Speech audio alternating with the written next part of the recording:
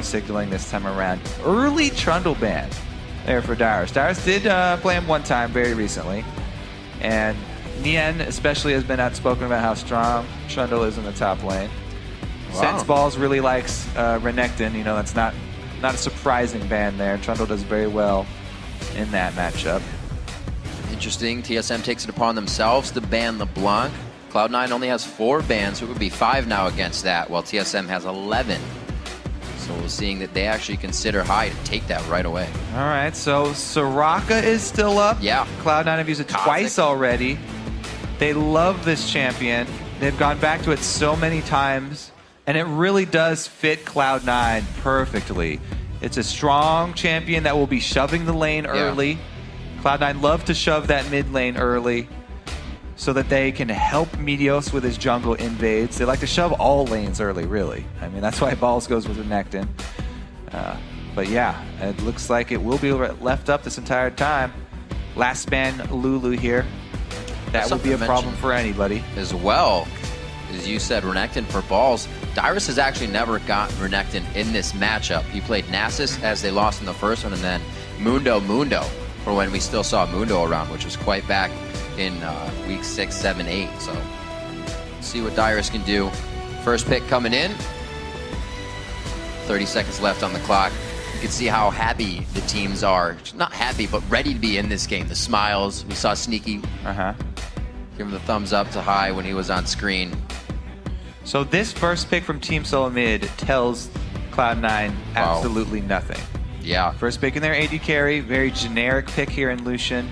It's an all-around good AD carry that people fall back on a lot, which allows Cloud9 to lock in the first 2 that they put a very high priority on. Trying to get a jungler for Meteos. Yeah. Two bans focused on Meteos from TSM. Locking in the Evelynn and the very important Renekton that we were just talking about. Making sure Odd One doesn't get that Evelynn, as well as getting something he actually has not played against Team Solo Mid yet. So definitely taking that in honor of the Odd One, and we'll see what he can get himself in the jungle. So far, Shyvana picked up for Dyrus to be safe in the top, and we have Karma for a special coming in. That Thresh banned out quite fast this game. So, Team Solo Mid opting to use their top lane pick here. They will not get a chance to counter pick mid lane. That will be High's honor, since Cloud9 have the last pick. Locking in the Karma pretty early, though. Everybody's been very happy with the speed buff and the utility that she does bring. It also means that combined with Lucian, they have a very high chance of bullying you early if she can land some empowered Qs on you in lane. Yeah. You have to watch out when walking to a duo lane and your enemy is Karma. It's very important to avoid the first empowered Q. Ooh. I like it. Corki has been working with a lot of supports this week, mainly when it's with Lemon Nation and Sneaky. It's Corki Karma, but since Karma's taken out, this will be the first time they put the Corki Morgana composition for Cloud9. But they're still locking in. Sneaky's loving that Corki pick. Now, Corki is a very, very magic damage heavy AD carry. Pretty much the most magic damage heavy AD carry that there is. And with a split jungler here too, Meteos, on Evelynn. He's got a lot of mixed damage as well. Even Renekton does. So a lot of mixed damage here from Cloud9 coming in very early. And they will be able to save their last pick for that counter pick of the mid lane. Feels like the mechanics are still flowing from the last game. Get a nice triple kill on Gragas with a chase fight, and they're going to lock it in again. Wild Turtle getting a lease for the Odd One. That's 4-0 in his hands. So he could make it a 5-0 here. It's going to be a tough game, though. There it is. So, called out the Soraka at the very beginning. Cloud9 do lock it in. This is classic Cloud9. They're going to have Renekton top lane, shove the lane. Soraka mid lane, shove the lane. We're going to see what kind of early vision control they can get in Solo Mid's jungle.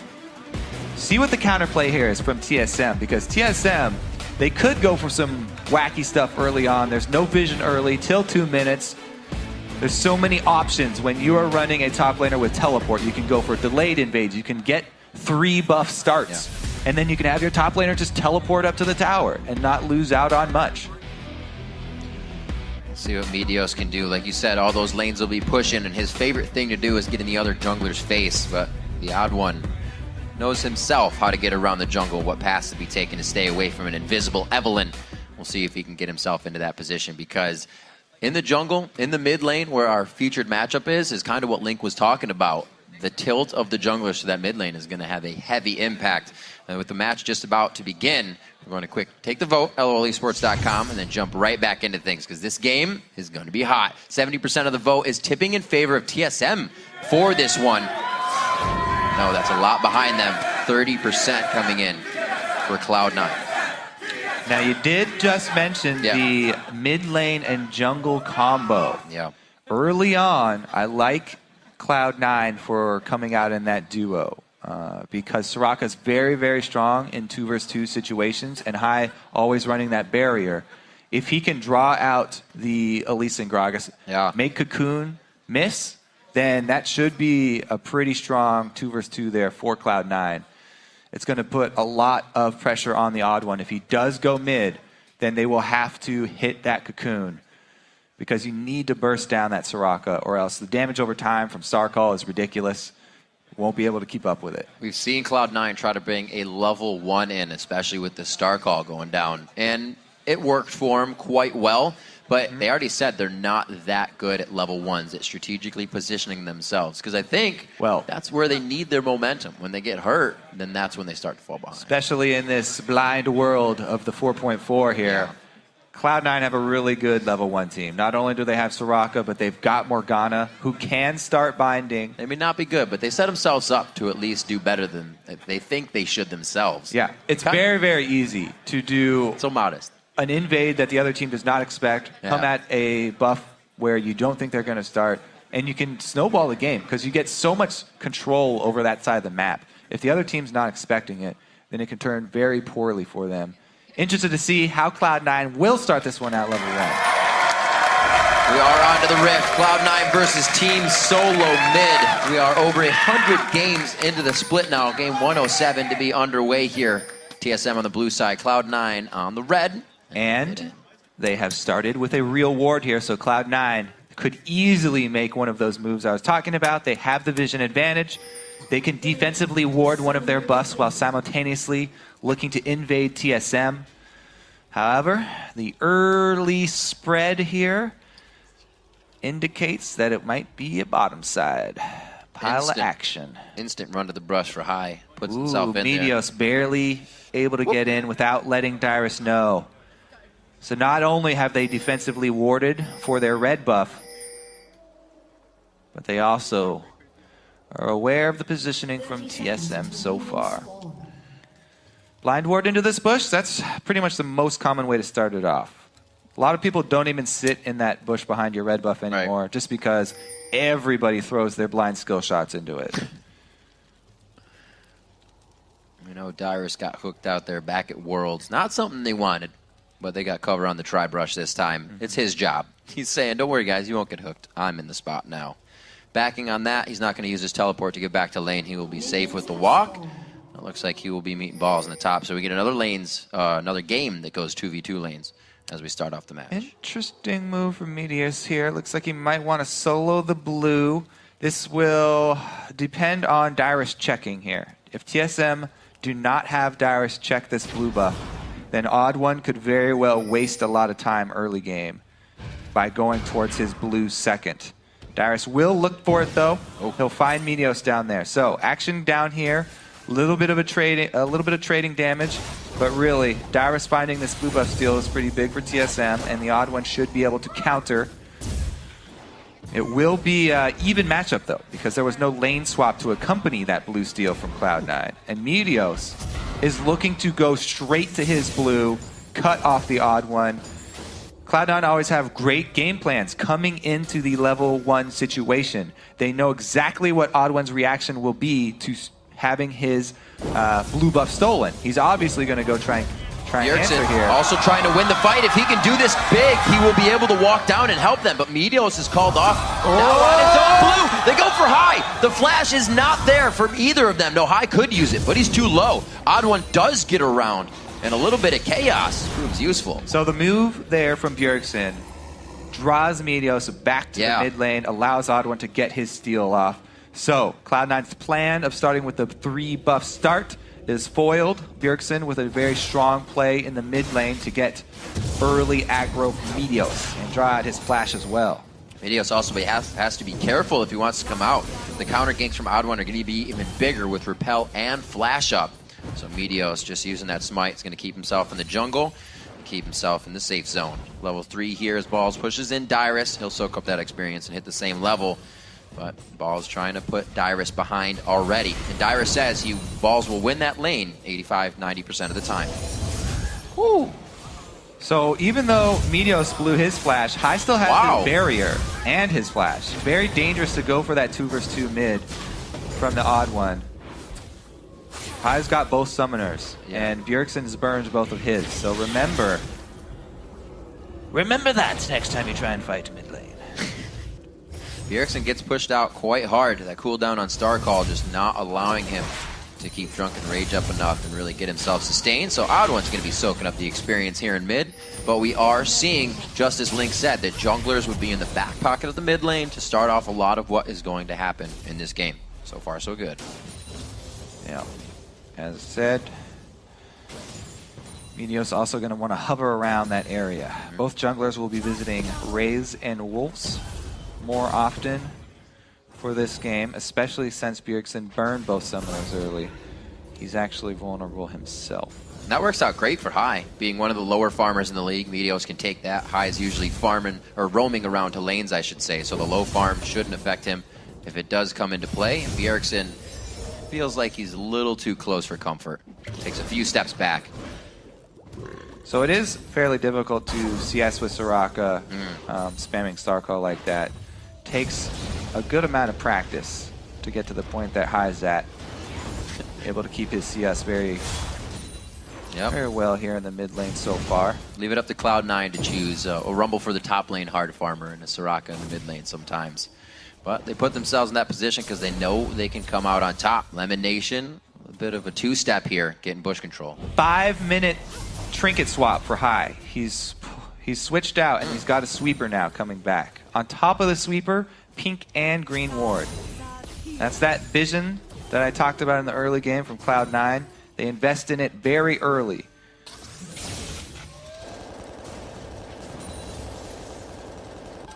Not too much of a discrepancy in the bottom lane. There is a bit of a lead for Sneaky, but his Corki has been absolutely on point.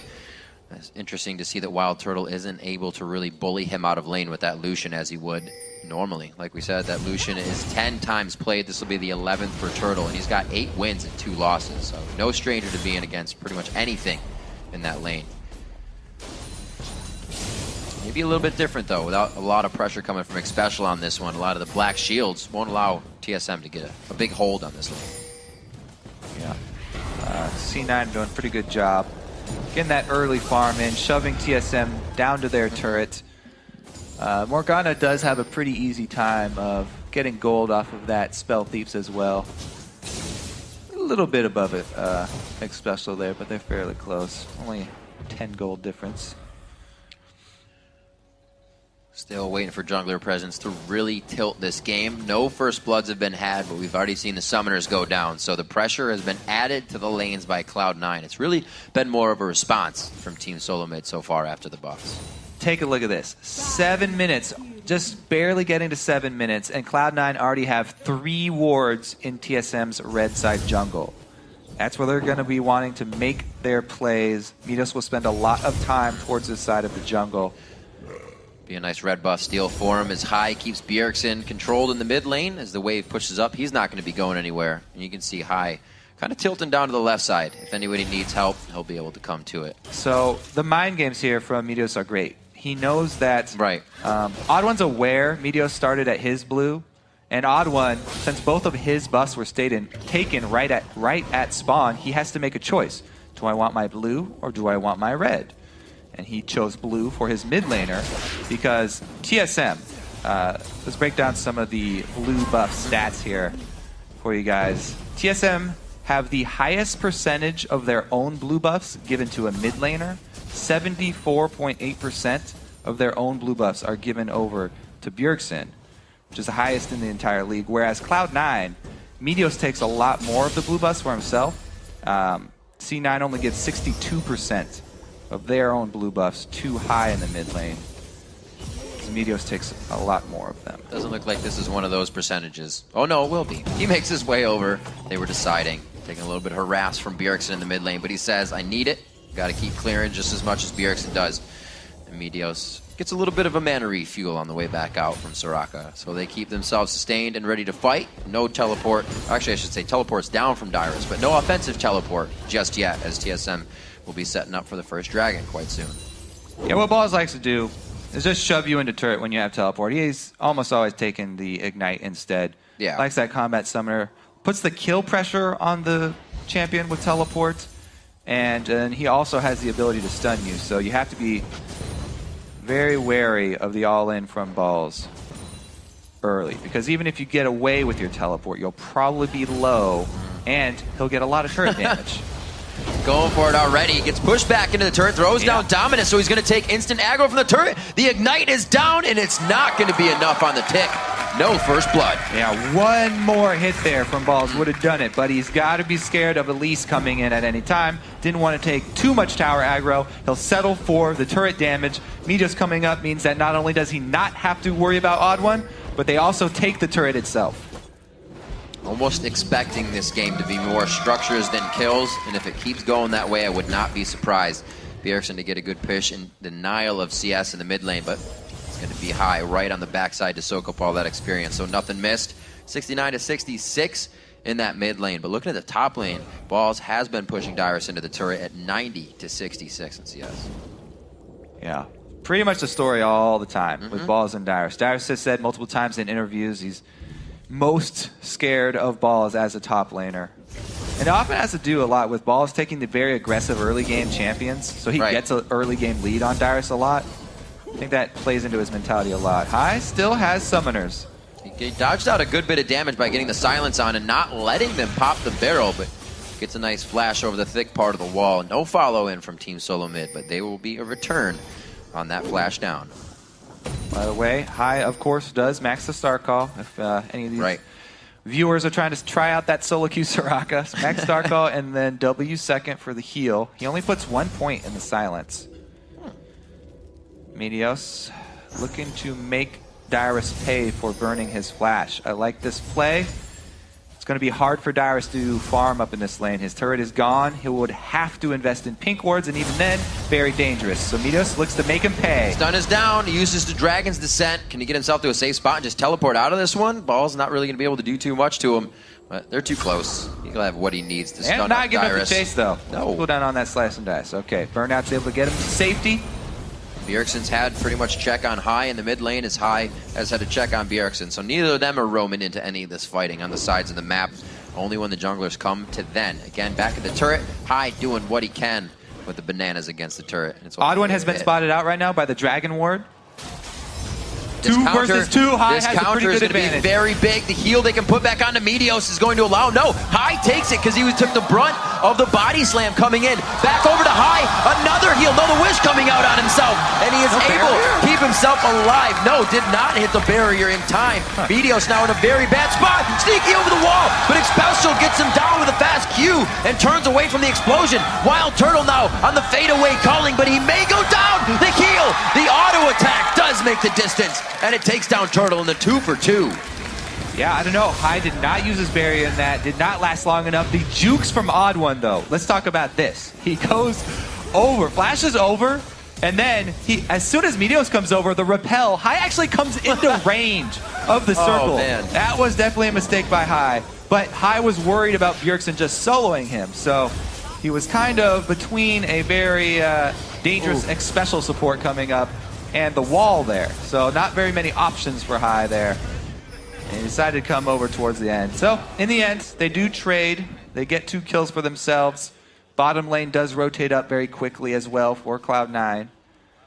Taking down Wild Turtle also cuts into his farm a bit. So the CS discrepancy will grow. Yeah. I love that neither team let each other get away with any more in that fight. The gold lead is coming from CS, not these fights. But right now, the smite goes over to Meteos. Balls may not be able to get out. The slice did not hit any of the options. There's the barrel going down. The ultimate from Bjergsen is out. Odd1 and the rest of the team turn tail to get out of here. He's going to go down. The Star Call and Infuse hit on him. A big pickup for Balls, Meteos, and High right after a fight. Cloud9 love to do this over and over. They pick really strong. No way. Oh my God, Lemonation! No, he's got no more damage. Okay, but he hit it. It was cool. Cloud9 love to do this. They pick extremely strong early lanes, and then they force fights at your buffs. Think about where all these fights are happening. These are always on TSM's jungle side. They force fights at your buffs because their laners will collapse, and they are stronger early game. It does not help that Bjergsen whiffs this ulti, though. Let's see here. Does he even touch anyone? Oh, God. No, he does not. So then Dyrus is forced to retreat. Once that's down, they know they can't win this 3 versus 3. End up chasing down the Odd1 here. But it's Cloud9 do this over and over. So yeah, early game picks so important against them because as a jungler especially, you feel like you should never be giving up your buffs when people are invading. Cloud9 make you do it. Such good damage going. The Agony's Embrace goes down. They're trying to keep Meteos alive. Here comes High from the outside. The Hail Mary heal coming in, and it looks like Bjergsen's forced to turn away from the fight. Xpecial's getting himself into a sticky situation. Explosive Cask is not up yet to break apart this fight, so Bjergsen's just doing what he can with those Qs. Another fight in TSM's jungle, another kill for Cloud9. The story continues. Early game, they force the issue early game so hard. You know, something that still is ticking on my mind was what Bjergsen said in the game. Cloud9 mobilizes very well. They can get around the map. Even with that knowledge, TSM still is not able to stop this harassment that Cloud9's bringing to the table. It's such an uncomfortable feeling when you are a jungler and your buffs are getting invaded like that. Because you feel like you shouldn't have to give them up. Oh, man. But against the early game power that Cloud9 always bring, you do have to give it up. Good binding under turret. Almost nets them another kill. Wild Turtle does not have any summoner spells, so this should be more turret damage. It'll be very dangerous for them to stay. He's trying to lifesteal off these golems, though. He's going to stick around. Does get a good chunk of life back off those golems. Taking all that harassment, still taxing Counter Logic Gaming. Cloud9 getting little things, even though not getting the kill. They're winning their lanes handily. Meteos now to pick up red buff once again. We can see High wearing his blue as Meteos is being generous this game because he is going to need to keep Bjergsen in check, and Gragas has not been able to roam yet. Bjergsen would love to do that. Ooh, good cocoon. One hit back, throws down the barrier for the initial hit on damage. Will he be able to get himself a big heal? Saves it for the end. Hoping the initial burst would not be enough to clear through the HP, and they do take him down finally. Good kill there for TSM. Able to answer back. Uh-oh. Tether's going to hit, but there's no extra damage here. Turtle not in range for this one. Elimination coming in, looking for the Fog of War binding. Once again, gets control of the brush in the bottom lane so they can keep having an advantage there. Dyrus now teleport up. Could be big. Dragon is still alive right now, so we'll have to see if the team fight comes quite soon. And the reason that Dyrus is getting turret damage right now is because of the kill mid lane on Bjergsen. That caused the rotation down by Balls from the top lane. And Dyrus takes the opportunity to start farming between turrets. Very dangerous proposition against Evelyn. Pings are already going down on him. Doesn't look like they will call for the collapse, though. Balls can do the exact same thing. Face tank minions. These guys really mirroring each other. 2 kills to the mid laners. Few assists all around the map. 3 assists to the junglers who would be having a hand in that mid lane action. And now once again, Meteos leaves the lane, but it's a rotation down from Balls here. Yep, calling for Dragon. It's like they draw it right in. Bjergsen's going to know, so TSM is going to be ready for this one. Dyrus gets into teleport position. Yep.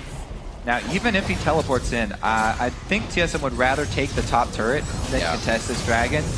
Not only are the champions for Cloud9 stronger, but they've got more kills in the early game, so TSM do not want to take that fight, much rather go for the trade and objectives. Big enough wave to take that one down and still get a little bit extra on it. Not a lot of coverage for Dyrus in that top lane, though, so I thought Odd1 was going to be joining him, so he's probably going to leave this soon after taking those golems. So, TSM trying to get into the Vision Wars. They've got 3 pink wards down, 2 in inventory. Maximum amount of true sight that they could possibly have All of them are also placed in their own jungle since they're repeatedly being invaded here. However, it may be too little too late. They're already down 1.5k gold. Against this early game team, though, might not be that bad. Yeah.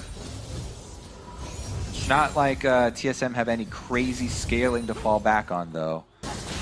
They don't have, some endgame hyper carry there. They've got pocketed away. Still waiting to see if TSM can make a move. The Dragon going down to the turret up top is pretty much all the action we've gotten out of these teams. A fight going wrong for either team. Cloud9 and TSM would both know it will mean more than just a fight. Meteos tries to go in. Agony's Embrace is saved.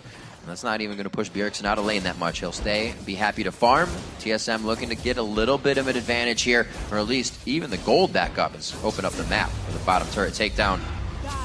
Not going to happen. Everything just getting back into place at the right time. Spell immune on that. Soul Shackle is within range. Locks it down. Lemonation's going to be calling in for Meteos on the backside. They're also going to get the repel in here from the odd one just on the top side of the screen. May it be enough? The Dark Binding takes down Xpecial. Odd one still wants a bit of the fight as he takes a bite out of Sneaky. But Cloud9 makes it out alive after the long haul fight. And here comes High. And the Mikhail's rush there. He's able to use it to cleanse the... Oh, Odd one's in trouble. Had to flash it. Then he uses the repel. Very nicely gets himself back into turret range. Flashes the explosive cast. High getting himself into a perfect position. Tanking the turret. He's going to have to be very careful with the amount of armor he has on himself. Using Barrier for a last shot so Sneaky and Lemon can get into position. Oh, dodges the big one. The Valkyrie to come up soon. No. The last missile will not hit coming in from Sneaky. And Cloud9 takes control of the bottom lane. Bottom turret goes down. Mid turret is the only outer turret left up. They will rotate over to that. All right, so Lemon Nation looks like a very dangerous play. Man, the second proc of the ulti there, right after, it's as Xpecial is flashing, it goes off. So close. Xpecial very, very close to getting out of that one. That was the Mikhail's activation I was talking about. Getting Sneaky out of the CC. And once High comes in, they corner them. This is a chaotic fight under the turret. See, how long do Cloud9 actually tank turret shots for? It hasn't started hitting champions yet. There's the first one on Meteos. From now on, it just starts stacking up. Yeah. Everybody's trading it. This is why High ends up having to burn his barrier, because the turret damage will stack up 5 shots over time. Sneaky going super deep here with Corki. Now, Corki, very popular recently. He's just basically a very high damage, mixed damage AD carry, and his Valkyrie is actually 800 range. So compared to the dashes of a lot of the other AD carries, like Lucian is only like 425. Right. It's a lot longer range, but it has a lot longer cooldown as well. I don't know if that gave him the distance he wanted, but the body slams always on point. Sneaky with a bit more health this time. Not going to be enough. The shield also coming in from Xpecial. And Sneaky actually decided to go with Zerkreeves instead of the pen boots this time. And that was a sliver of health right there. Yeah. Really, really close. Trying to get more auto attack damage rather than magic damage. Corki is going swords. It's a very magic damage heavy champion, but also makes decent use of this auto attack, so both are good boots. True damage is still pretty good. Depends on how much poking you're going to be doing. That's true. Spell pen boots would be better for poking Corki. Making sure everything plays into their favor. Lemon Nation has not been afraid to walk the Soul Shackle into these fights. It's been perfect as well. Bjergsen can't get him out with the explosive cast. The spell shield keeps him in perfect range for balls and the rest of the team to get everything they need. So TSM now trying to gain ground on their own side of the map. But there are more wards from Cloud9 in it right now than TSM's wards. Yeah, all the fights have been taking place on TSM's side. All the wards are over there. Both teams trying to have vision in the battlefield where the fights are taking place, of course. See what Turtle can do to soak up CS. Pretty good farm all around. 103 coming from Meteos actually, as he's been definitely on the map a lot more. Only with 2 deaths has definitely made sure that time has been used to soak up camps, trying to get himself over where the odd one is. In farm and in kills and assists. So far, no kills, just the assists. Little early here for the Dragon fight. Cloud9. Gonna have to wait a few seconds. Now, they can shove this bottom lane and then have a very easy dragon because, as said, they've got so much ward coverage on this red side jungle. They'll see any sort of move that TSM are making. Could be a flank here. There's no Dyrus right now, but he could teleport in. Ooh. Soul Shackle once again walked right into the fight. Cloud9 puts themselves in a spot where the fight is already in front of their face. No teleporting necessary even to get themselves in or out. They bring all the fighting summoners and are ready to keep going at it. 8-4 as they set themselves up for Dragon just because they placed themselves well in the mid bush. Yeah, it's all the money that they invest super early into this vision control. High swapped out his trinket for a sweeper at level 4. Right, and went heavy consumables. Yeah. Doing what they need to keep any part of that snowball rolling down the hill and get it big, very fast. 5,000 gold lead in this game. It was 0-0 across the board just a little bit ago, but we have now exploded in shock and awe. Wrong base. Going the wrong way. Could be all right, though. He's trying to farm 2 lanes at once. He is locking it down. So you can farm 2 lanes at once. This is something that Singe does very, very well. Dyrus can sort of do it. He let 2 range go. He let 2 of them out. Yeah, he gave up. But yeah, similar idea here. He's just trying to cut off the supply lines for Cloud9. It's really, really difficult to push a lane without minions there because the turrets get so much extra armor and magic resist. He's got to put that minion out of its misery. That's cruel. This guy's all by himself with 1 HP. Sneaky will protect him. Yeah, he's fine. He's fine. He's fine. Brutal! It's not fine. Wow, too much. Too much. We see Bjergsen is putting a lot of consideration into power here, Kobe. The elixirs start to come out for Team Solo Mid this next fight. They need to have it mean a lot for them. Need to gain some ground back into this. It's 6,000 gold back, Cloud9. The minions this game. With his last dying breath, the ranged blue minion there takes down the turret. Featured matchup, the minions. But actually, let's take a look at that featured matchup. High versus Bjergsen in the mid lane, 209 to 229. The Rylai's same build every time from High. Athene's into that Rylai's to assist the team in controlling fights. Yeah, High's basically looking to be as annoying as he possibly can with that Soraka. He's done a great job. He's really the point man as well for a lot of the plays early and mid game. They have to be made from the mid lane, as we saw with a lot of the jungle invades. Oh, Ball's coming in. Dyrus are tangoing over here, and then they were going to bring the fight to the team. Everybody says, no way, Jose, and they back off now, posturing face to face. Basically, Balls and Dyrus are 2 giant men trying to shove their way through a single door there, and neither of them could join the fight. Just too big. Just too big. Both have Banshee's Veil right now, so they're trying to get that first brunt of damage onto them so they can cancel it out. We'll see how everybody positions for the fight. So far, elimination, like I said, with that Crucible and the Locket of the Iron Solari for himself, helping with that shield to walk in and get these initiations on point. You can see mid-turret prep for some takedown and some gold for Team Solo Mid. Once they get the wave, it should be falling quite soon. But the whole team of Cloud9 wants different. Yeah. Yeah, I called out the early Mikhails, but he actually sold his gold generation item. There's no Spell Thieves upgrade here for elimination. He's going full utility support. As much aura, as much shield, as much heal, as much cleanse as he can get for his team. Frost Queen will claim 1 less this game. Oh, there's that Valkyrie, the good range to get out. Yeah. Nobody's actually going for the turret because Balls is giving him something else to focus on. Meteos, the Agony's Embrace. Everybody was trying to let that be the initial damage, and now they're flowing into the fight. 5. This is no Soraka for the beginning of that fight. High does wasn't come even in. there. And it's just going to be too much for Team Solo Mid. Once they reassess the 5-man versus 5 fight, they have to back off. That was 4 versus 5, engaged by Cloud9, and they bullied TSM off the map, back into their own turret. That lane win coming in very big for Balls in the top lane, 249 to 268. The CS isn't there, but the item differential coming in with the damage he has, especially that Banshee's Veil and health that he's starting to pick up, makes Balls just a menace. Turret goes down in the mid lane, but this would be Cloud9 to come in from the side. Somebody could be caught and straggling here. They go for High. He's going to have that armor mitigation once he throws it on himself, but only for a while. And they still focus him. TSM doesn't really know who they want to focus in this fight. Split up. They're now taking free damage from the backside as only 1 barrel going back to contest the damage. Now it's going to be Special going down. Is this the turnaround TSM needs? Wild Turtle shuts down on a Sneaky, but he goes down himself by the hands of Meteos, and Cloud9 does come out on top of this one. A slice, a chop, and no dice needed. Those star calls stacking up too. Yeah. You got 5 of them going there in that fight. Soraka with the damage over time, really painful, even though Cloud9 keeps starting out 4 vs 5 fights. They come away with the secondary mid turret here. There's only 1 left standing. All right, so TSM, they go in, they try and get the Ignite and focus down high. Then they cancel that strategy. They have to go on the retreat here, and Sneaky Valkyries forward to get extra damage. Whew. Heals do come out. Sneaky flashes as well to try and get special there, and they actually answer with AD carry kills.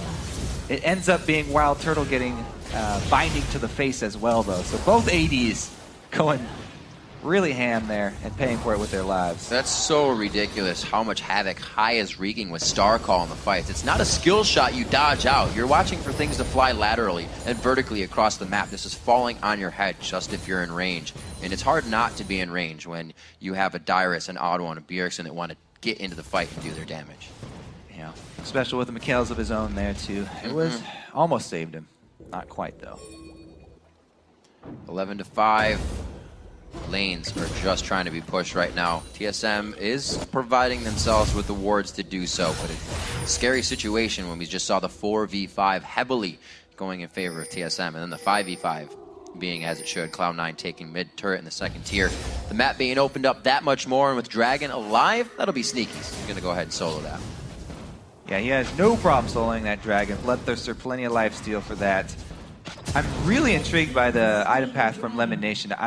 I'm definitely a fan. He's now transferring his money into the coin once again so that he can get that Talisman of Ascension, looking for late game speed. You know, he's not a big fan of the Spell Thief's line towards the late game. It's basically a wimpy little glitter lance that you get out of the Frost Queen's claim. I guess it's not that wimpy. It's pretty cool, but well, Talisman is definitely better for the entire team. It's interesting to see how he plays it as well. Being kind of the main initiator for the team, if Meteos doesn't get around from the outside, it's been a lot of just walk up and fight for Cloud9 when a lot of other teams require that flash hit, something of shock and awe to get themselves into a game. But when Cloud9 knows they're ahead, they know what kind of advantages they can push. And now TSM huddles back into their own jungle. You see Cloud9 is more than happy to go soak up what they want without enough, well, I was going to say without enough vision, but it's like a light bright on TSM's side. Yeah. I don't think at any point we can say Cloud9 don't have enough vision. Yeah. I was looking at the top side and I just glanced down for a second. Yeah, there it all is. Well, TSM is trying to put themselves here in a bit of the driver's seat. A Dark Binding coming in. Not going to be too much damage on a Dyrus. He's more than happy to eat that. As soon as Sneaky gets here, though, Cloud9 can take this fight. I did see him. This would be a 5 vs 5 fight, in which case Cloud9 would have a tremendous advantage. They do need another binding, though. They have very little hard CC, so it has to be either Meteos flanking in or a binding landing for Cloud9 to actually make the fight happen. Running up the mid lane here because they've outmaneuvered TSM. What more to dictate a game than to walk through the front door uninvited? Inhibitor turret number 1 about to go down. Dyrus on home guard. He's going to have to drag his descent in or out of this one. They're not able to do too much damage, but they also don't want to just focus it onto Dyrus because they don't know what else is behind that dragon door. The rest of TSM is there, but do they have the damage to take it out? Cloud9 turns and starts to obliterate Team Solo Mid. It's going to be 50-second timers on the clock. 3 are already down without Cloud9 losing 1 member. Kobe, the inhibitor turret hits. The minions are pretty far away, and it looks like Cloud9 is going to back off. They are just bullying TSM all over the map here. Base tank the turret, take it down barely as TSM get there. Finish off the turret, and they're looking to end the game. 32 minutes into this one, the high pick onto Soraka once again, keeping Bjergsen in check in the mid lane. Everybody else playing very well. Lemon Nation's Morgana with the initiations, and in a 33-minute matchup, Cloud9 staves off Team Solo Mid 1 more time to go 3-0 in the 4 matches against them. Cloud9 is going to be more than happy to keep sole possession of first place. Oh yeah, Cloud9, they take TSM in the laning phase with their early game oriented picks, forcing fights in the jungle where they know they have the advantage. great vision control from them. They repeatedly play the odd one. First of all, with the starting blue buff, they know that he's going to their blue buff. They were planning on countering that. There was only Bjergsen solo playing mid that actually saved odd one and let him get a double buff start. But even with that, they didn't give up. The second round of buffs, Meteos makes odd one choose between red and blue. Right. He takes the other one. Consistent invading from Cloud9. Another, like I said before, Bjergsen said it in the early game, and the fact that Cloud9 can continue to do it and control a map strategically, even when you know that's what they're going to do, you can't stop it. You know that's a team that deserves to be in first place. Yeah. I mean, you kind of have to attack that in picks bans, I guess. That power in the early game is so hard. So hard for TSM to deal with.